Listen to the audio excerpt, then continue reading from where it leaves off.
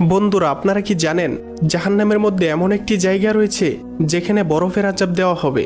আর সেই বরফের আযাব কতটা ভয়ঙ্কর হবে, চলুন জেনে আসি।